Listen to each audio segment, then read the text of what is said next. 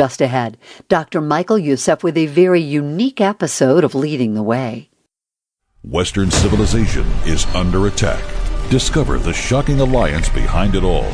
Join Erick Erickson and Dr. Michael Youssef as they expose the truth behind this unholy alliance on Leading the Way. Welcome. I'm Erick Erickson. I'm joined today by pastor, author, and cultural anthropologist Dr. Michael Youssef for a very important and timely conversation. Across America and the West, something troubling is happening. Two ideological forces that once seemed incompatible are now working together to undermine something you and I cherish deeply, the biblical values that led our society to flourish. This movement, this unholy alliance, is playing out in nearly every news headline, and it should concern every freedom-loving Christian. Dr. Michael Youssef is uniquely qualified to speak into this. He's lived in Islamic and Western countries, has spent decades studying the forces shaping our culture. Dr. Youssef, thank you so much for joining me. I'm so honored to be with you, and thank you, Eric. We've known each other for many years, and it's a great honor for me to be here. You and I have talked about the omni cause that the left has certainly wrapped itself into, and you can't have a gay pride parade and a free Palestine parade at the same time because it's the same people marching. Yeah, it's the most amazing thing to me, and only an indication of the fact that we're facing one enemy behind all of these, and that's not flesh and blood. That is Satan himself, as Paul said in Ephesians 6. Our struggle is not with flesh and blood, but it's with the principalities and the powers and authority in the heavenly places. And if that is not a convicting argument that we are in a spiritual warfare, I don't know what. When you see people, and when you think what Iran and the Hamas did with homosexual people, they take them up to high building and throw them out. And one of the captains, one of the Hamas army was tortured just simply for the suspicion that he may be homosexual. And yet, all this LGBTQ community is going out saying, free Palestine, free Palestine. And they say, what free from what? I don't know. I mean, they just join it. It reminds me of that passage in Scripture where Jesus says the things of the world hate the things of God. And you have a secular ideology and Islam, both of the world, mutually incompatible and yet perfectly aligned in these times. Yeah, they are, and it's for a mutual cause, you see. And the cause is the destruction of Western civilization, which is built, whether people believe that or not, really based on the Reformation. It's the Reformation that gave, and I've done a lot of study on that when I was at Emory University, a Reformation that gave us what Western civilization is. All the conveniences, all the things that we take for granted. But they came as a result of the Reformation and the respect of the human being and the importance of the individual to God, and that God came and died even for one sinner. And so all of that is anathema to both groups, the Marxists and the Islamists. And by the way, we're talking about Islamists and not Muslims, because I have many Muslim friends to this day. I have been with heads of states who are Muslims, and they're probably as opposed to Islamists as much as anybody else. And in fact, they outlaw them in their countries. I remember one time I was visiting with a very, very highly placed political leader in the Middle Eastern country, and he just leaned over. This was, I think, 2017. And he said to me, Dr. Youssef, would you please explain to me? I cannot understand. We outlaw Muslim Brotherhood from our countries, and yet they go to England and they get a satellite channel and they get all kinds of publicity. They get all kinds of... And I said, I'm sorry, I just have no answer other than pure stupidity, foolishness, and blindness. I saw a cartoon one time where a person sitting on a branch of a tree, literally sitting on it, but he's sawing it. I know the cartoon. You've seen that? Yes. Western civilization. I mean, we're literally committing suicide by not taking this thing seriously. And I think for us as Christian believers, we must be boldly preaching the gospel. I told key pastors in Dallas, with all the impact in Dallas, and I said, you guys need to train your people to go out there into the trenches and preach the gospel to them instead of sitting there and absorbing their invasion. I'm reminded of 1979, you had the Marxist socialists in Iran working with the Ayatollah to destabilize the regime. Within 6 months of the Ayatollah coming to power, most of the Marxists and socialists had either been killed or fled. Exactly, and that is the convenience of this unholy alliance. They try to use each other. They're wary of each other, they hate each other, but they kind of said, okay, I'll tolerate you in order to accomplish what I really want to accomplish. See, that happened even before the Ayatollah. And I watched Hassan Bannisadr and all these guys, the prime minister and foreign minister, very articulate leftists, and Khomeini basically used them. And then fast forward after that in 2011 with the so-called Arab Spring. There were 2 million people in Tahrir Square in Cairo, and of course it's a place I know it well. I've been in it. I literally was there every day when I was young. And I knew that the Muslim Brotherhood is behind that. The Islamists are behind that. But then all the leftist students were the ones who were creating the trouble and starting the so-called revolution. Until I read one of the documents, or the magazines of the Muslim Brotherhood, they said, yeah, they're referring to them as the donkeys of the revolution. In the sense that once we succeed, we'll get rid of them. So let's spend a little bit of time on the Muslim Brotherhood, because I think people hear it and brotherhood sounds so innocuous, and yet it's actually a deeply nefarious group that most Middle Eastern countries have stopped. In fact, you mentioned the going to the UK from overseas. I've read now in the UAE they're actively discouraging students from going to London to the UK for education because of the radicalization that the Muslim Brotherhood does there and here. Exactly. And they come under different names. They're called CARE here in the U.S., and they have different names in different countries, but they're the same group, same ideology. And it started by a primary school teacher, a librarian, by name Hassan al-Banna in Egypt in the 1920s. And he started this because he saw when the caliphate, Turkish Ottoman Caliphate, collapsed after World War I. And he was very disturbed about this and the fact that, the West carved the Arab world, Sykes-Picot Agreement, where France took Lebanon and Syria and North Africa, and they even gave Italy Libya, and then the British took over, Egypt, Iraq, and Jordan, and Palestine, and so forth. And so he basically started as a revolutionary and wanted to bring back the 7th century culture of Islam and the Caliphate. And here's another story, because you'll be very fascinated by this. I lived it, of course. I remember Ronald Reagan said, people read history in books. I lived history. I'm old enough that I've lived history. And the Muslim Brotherhood worked together with the free officers, the revolution of Egypt under Mr. Nasser. There was a group of army officers who conducted a coup against King Farouk, and they kicked him out, and kicked the British out, and so forth. But they worked closely together. In this case, back in 52, 53, 54, while they were working together, these were more socialists, most of them were, and I knew some of them, even as a young man. But then, when the revolution succeeded, and Nasser became president, he got rid of all the Muslim Brotherhood. Either put them in prison or kill them. And so, one way or another, they will turn on each other.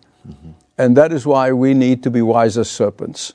And they cannot survive, but we should be leery of the fact that they are using each other to create what this Karl Marx and Engels said, basically you create that division, and then the society collapses, and then you build your communist utopia. It's the same thing in Islam, that you create a division to create an Islamic society. So they have that in common.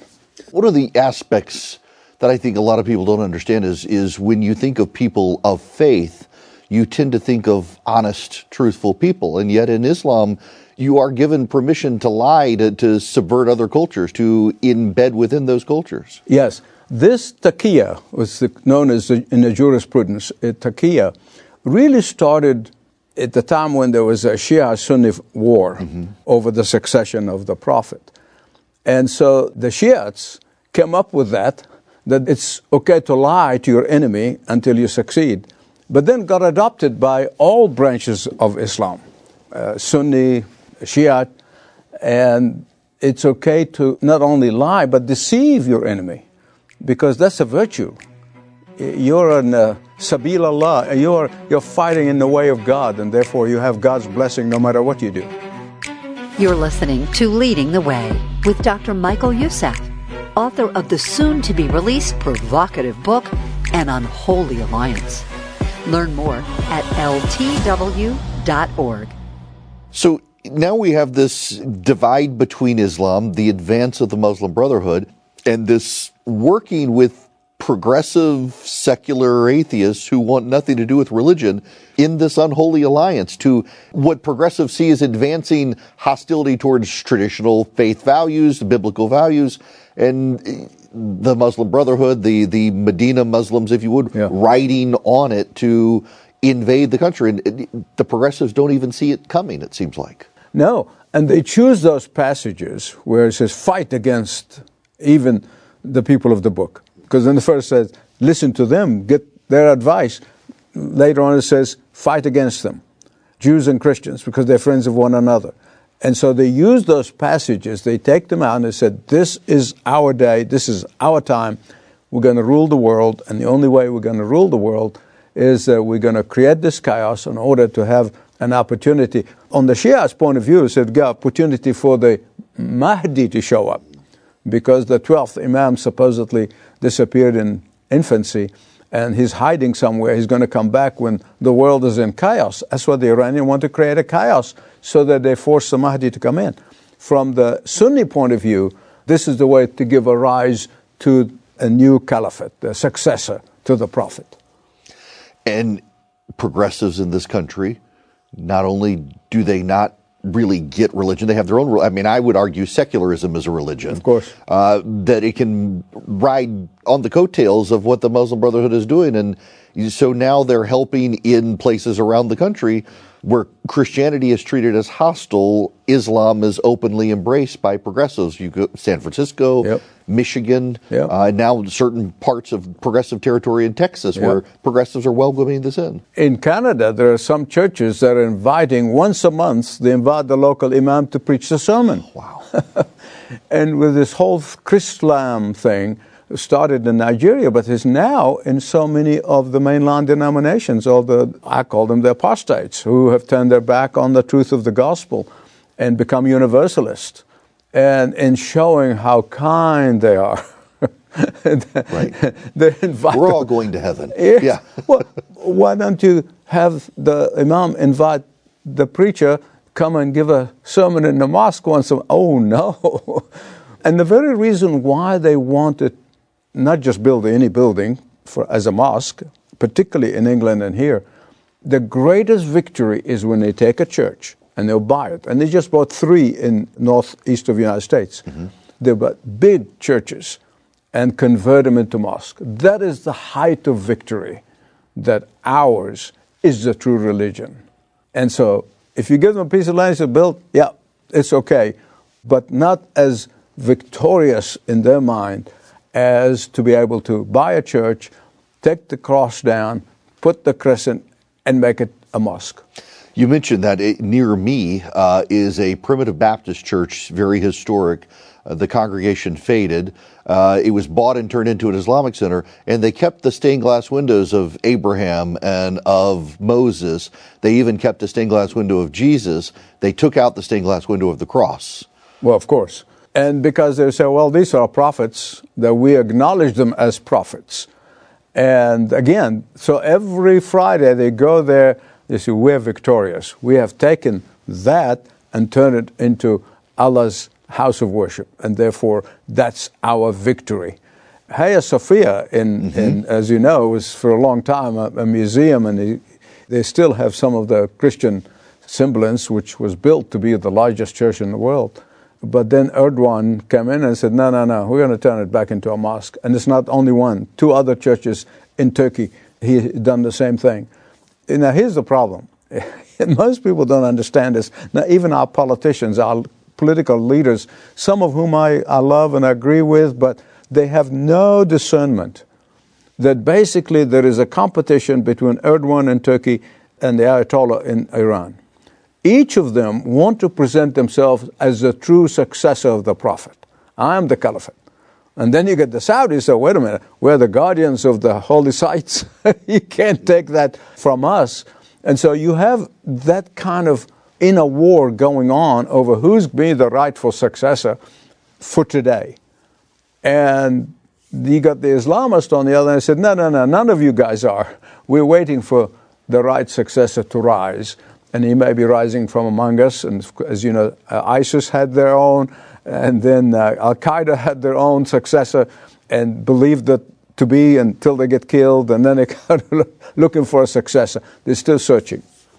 You mentioned the Muslim masters. Historically, you mentioned Nasser earlier. The Muslim Brotherhood was chased out of almost every Middle Eastern country for their Islamism and radicalism. And a lot of them wound up in Qatar, which to this day now is spreading a lot of money among both conservative and progressive political groups in the United States and secular voices, sending people to Qatar. It's deeply infiltrated Washington, D.C. on both sides, and it's the closest country in the Middle East to Iran, too. It seems to be a very dangerous play. It is, and when we have a military base there, and we just signed a joint defense agreement, and this is why I want to pull my hair sometimes. I said, do these people know that what's going on? Al Jazeera was founded by the Qatari royal family in order to promote Islamization. When the Muslim Brotherhood got kicked out of Egypt, particularly among them was a man named Youssef Qaradawi. He's one of their spiritual leaders. I mean, he's the man who really devised this third jihad concept. And I've read a lot of his material. And he says, you know, the first jihad was in the 700s, 700s. We came all the way to France, then we got stopped. Then in the 1400s, the Turks came all the way to Vienna, occupied for a while, then failed. The third jihad is not going to be by the sword like in the first two, but it's going to be by birth rate and investment of petrodollar. Well, that appealed to members of the royal family in Qatar. So they brought Qaradawi and all of the Muslim Brotherhood who were kicked out of Egypt to Qatar. Started Al Jazeera, run by Muslim Brotherhood people. And it's constant, day after day, attacking the non-Islamists, the Muslim who are not Islamists.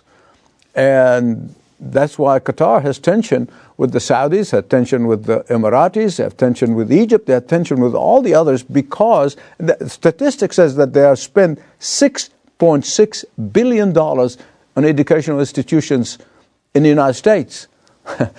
That's not because of our blue eyes. Right. You know? Well, for a time, there was moral outrage in the United States over the Confucius Institutes funded by the Chinese Communist Party. And there's been a real recognition that we needed to get rid of those in the U.S. There doesn't seem to be the recognition that Qatar is doing what the Chinese Communist Party had done. No, because there's a whole lot more money.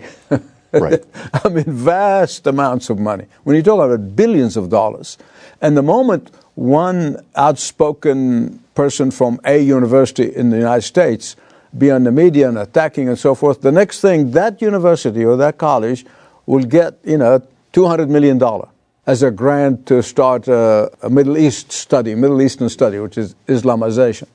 And all of a sudden, that professor just silenced. I've documented many of those. And so, Qatar, and in one stage, I remember the foreign minister of Saudi Arabia was being interviewed in a press conference, and he was asked about Qatar, and he said, it's not that we disagree with them, we just want nothing to do with them. That's circulating in the media. I mean, I have clips of it. But sometimes these things change. And now I fear that Qatar is spreading a lot more money.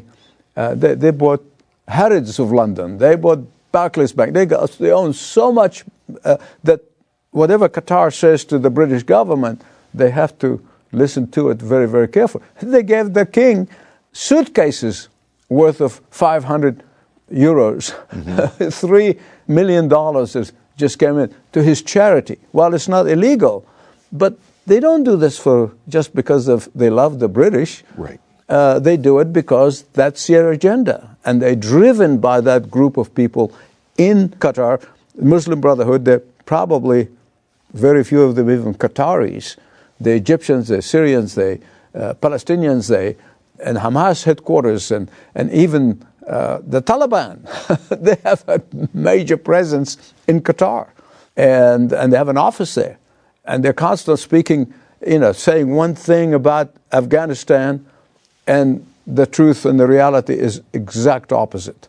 But they're just all public relations stuff. You do, as Americans always love to say, follow the money. Yeah. You follow the money with the Qataris as well, absolutely. Showing how they're spreading the... Yes, and it's not just given to progressive leftists. Right. It's given to conservatives, whom they deceived as that they are just, religious people, and all they want is a friendship with America. And what kind of a price we're going to pay for that friendship? What kind of a price we're paying for $6.6 billion that they're spreading around in universities around the country? And so that is extremely important. We live in a most critical time. I believe it's the most exciting time, because as we trust in the Lord, we're going to see some amazing things that He will do. We live in a self-help society in the West. We can go buy a book and read. We can get our therapist on the internet. And I don't know that even a lot of Christians they're not regular churchgoers, but they do identify with Christ, that they don't understand the real power of prayer in solving these problems. Well, in reality, what I believe, that we're coming into this age where there's a demarcation. God is making the separation. I think the nominal Christians, the Christians in name only, they're not going to survive. But the core, the elect, the faithful people, those are the ones that I really very burdened about and with, to get serious about their faith and to take the gospel seriously and take the preaching of the gospel seriously. The sad part about, at least in my experience, I used to be part of a mainline denomination that used to be 2.5 million people in America. There is some 400,000 now, which is an indication to me that God is moving on. Look, you rejected me, you reject my divinity, you reject my resurrection. I'm moving on. And so I want to focus on the remnant, and I want to encourage the remnant that the time is urgent, the hour is now, and we cannot back down. We cannot go to sleep. We cannot sit back. And that's why I remember a journalist interviewing me in London, and she said, people your age, and this was several years ago, sitting on the beach, putting their feet up or playing golf. This lady, I am more intense about the gospel now than ever. There's no retirement for me. And so I'm trying to lead by example, but also I'm trying to lead by motivating people that our reward in heaven is going to be so great when we don't ignore the gospel, and we don't just live for self, and we don't focus on our own needs, and there's nothing wrong with having needs and praying to God about the needs, but seeking first the kingdom of God and His righteousness is now more urgent than ever. Dr. Youssef, don't stop doing it. Thank you so much for spending time with me. Pleasure, Eric. This has been fantastic. Thank you so much. The book is An Unholy Alliance by Dr. Michael Youssef. If you're interested in this topic and how Islamists are spreading in the Western world, subversively, using politicians on both sides of the aisle, lying even in places like Texas to be able to expand their agenda, and also spreading around the world to disrupt the Western order, and also to begin persecuting Christians. This is an excellent book for you to read. It's easy to understand. It is not a long read, but it will open your eyes to what's happening, but also give you the motivation to take action and to also be able to understand the Holy Spirit still works. Speak with a ministry representative at the Leading the Way call center about getting your copy of An Unholy Alliance. Call 866-626-4356. 866-626-4356. Or online, ltw.org. ltw.org. This program is furnished by Leading the Way with Dr. Michael Youssef, passionately proclaiming uncompromising truth around the world.